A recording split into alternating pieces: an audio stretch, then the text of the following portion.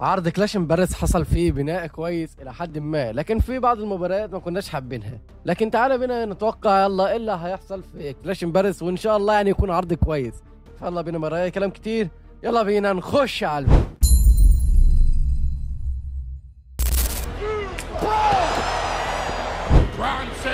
Bronson Reed, and now so is Logan.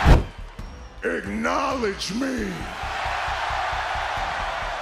عندنا اول مباراه وهي مباراه نيكي بيلا ضد بيكي لينش. عداوه كانت كويسه بصراحه يعني، وفيها سيجمنت كويس، من نادر العداوات اللي بتفرج عليها للسيدات وكده. فبيكي لينش مقدمه اداء كويس جدا بلقب القاره، واتوقع ان بيكي لينش هتحافظ على اللقب برضه. بقى معانا مباراه شيماس ضد روسي، العداوه اللي اتحلبت حرفيا واللي بضنتنا حرفيا، يعني لعبناها وشفناها اكتر من مليون مره واتبضلنا حرفيا. ولكن دي ان شاء الله يعني تكون اخر مباراه ما بينهم، كلاش ان باريس اخر مباراه يا رب، يعني يا رب، لان العداوه اتحلبت. يعني تريبل اتش قال لك انا مش لاقي للاثنين عداوه، فقال لك انا هحلب امهم لحد كلاش ان باريس وابقى اشوف لهم اي حد تاني عادي. ما هو بيهمش في كله، مش فارقه بقى خلاص. ده احنا حتى ما كناش بنشوف سيجمنت، هي كلها ضرب يعني، يشوفوا بعض قال لك يلا نضرب بعض.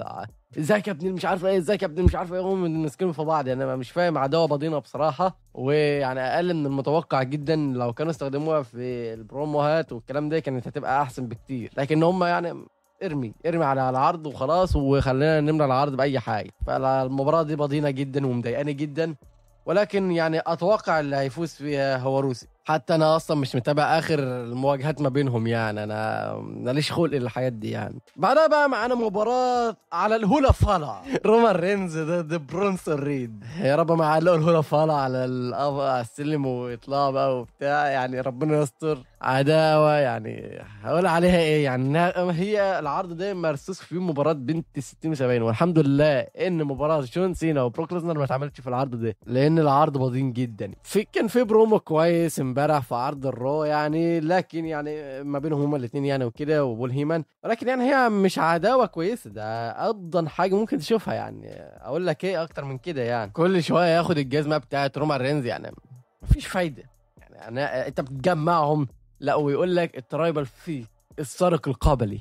يعني اشخر ولا اشتم دلوقتي؟ يعني لما اطلع حاجات تقول عليها قليل الادب، انت بتطلع اسوأ ما فيا. دي عداوه يعني يعني ايه اللي انا اتفرج عليه بقى في المباراه دي؟ وانا اتوقع ان ادائها هيكون زي الزفت. يعني رومان رينز هيتنغم ازاي مع برونسون؟ مش حلوه بالنسبه لي بصراحه، وكاره العداوه دي جدا. يعني مش انا لوحدي اكيد يعني، وكاره الفكره اصلا. والاثنين مع بعض ما افتكرش ان هم كان المفروض يلعبوا مع بعض اساسا، يعني مش عشان يعني يوصل لسيس رولينز يلعب مع ده. حابط جدا يعني. ورومان رينز بيقول لك لا انا مش هلعب مباراه رباعيه مع جي اوسو وسيس رولينز وسيم بانك والي نايت. يا عم ما تلعبش يا عم، يا عم شكرا يا عم، يا عم لا العب انت المباراه دي وبضلنا يا عم.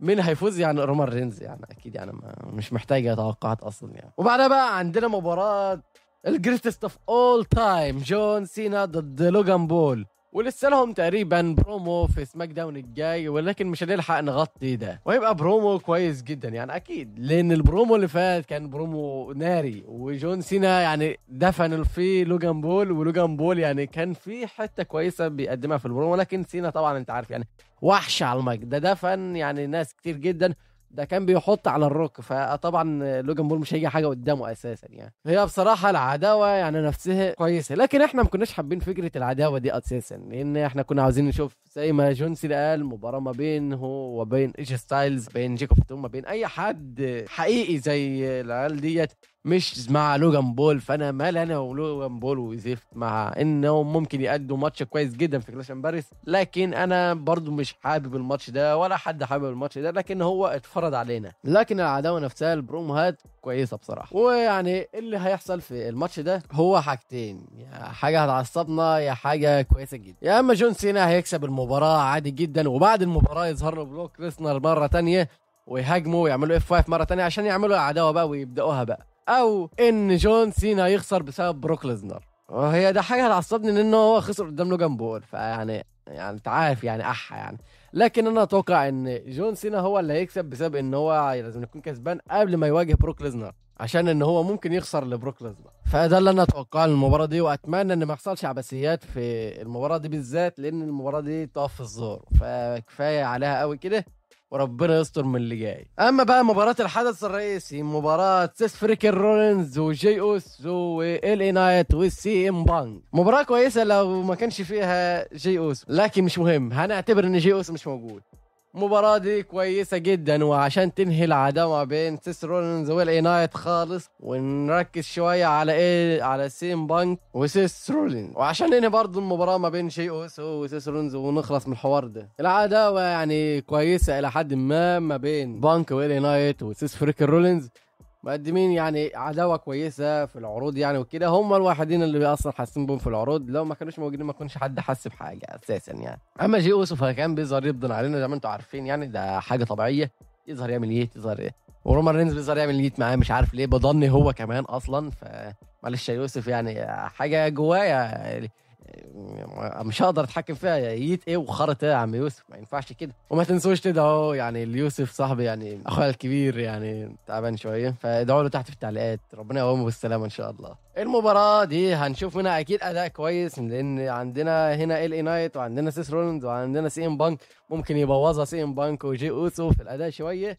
لكن لا، سي ام بانك احسن يعني اكيد. يعني جي اوسو يعني هو اللي هيبوظها بالسبير الخرا بتاعته والزفت والقرف ده كله. وطبعا معروفه يعني ان سيس فريكن رولينز هيكسب بمساعده الفريق بتاعه ذا فيجن، فسيس رولينز طبعا هو اللي هيكسب المباراه، يعني دي مش محتاجه يعني خالص يعني. واللي يتعدى عليه اتمنى يكون المين ايفنت جي اوسو يعني عشان نخلص، لكن انا اتوقع انه هيكون الي نايت. اتوقع ان انا هتبضن وهنشوف مباراه يعني ممكن نتبنر في حته كده ولا حاجه. وممكن كمان نشوف مباراه في كلاش باريس، كمان مباراه ما بين راندي اورتن ودرو ماكنتاير، وممكن تتحدد في عرض سماك داون اللي هو بعد الفيديو ده على طول. ولكن انا طبعا مش هلحق اعمل فيديو توقعات لو المباراه دي اتحددت في سماك داون او ما اتحددتش، او هي ممكن تتحدد في عرض سماك داون اللي بعده، فما حدش عارف يعني. فهنشوف لو اتحددت، فانا هتوقع فوز درو ماكنتاير. يمكن راندي اورتن يتحول هيل في المباراه، ما حدش عارف، ممكن كود رودز يتدخل يبدن علينا كده يعني،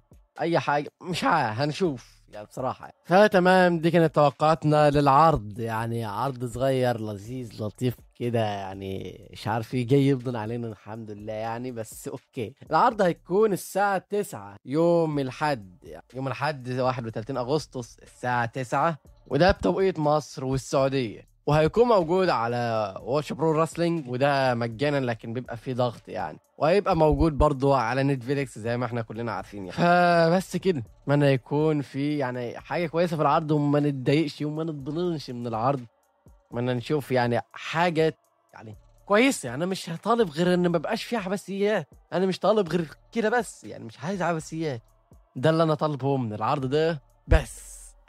والله العظيم ما طالب غير ستر ربنا معانا، والله العظيم. اتمنى يكون الفيديو عجبك، لو عجبك ما تنساش تعمل لايك وسبسكرايب، وتنزل تقول لي تحت في التعليقات توقعاتك للعرض. انا بعمل الفيديو ده وانا تعبان شويه، يمكن عشان كده مش بنشر كتير على القناه يعني وكده، صوتي واقع تعبان، بس عندي شويه برد. ان شاء الله يعني اقدم لكم فيديوهات جايه جامده جدا ان شاء الله. فبس كده، زي ما بقول كل مره، احلى سلام.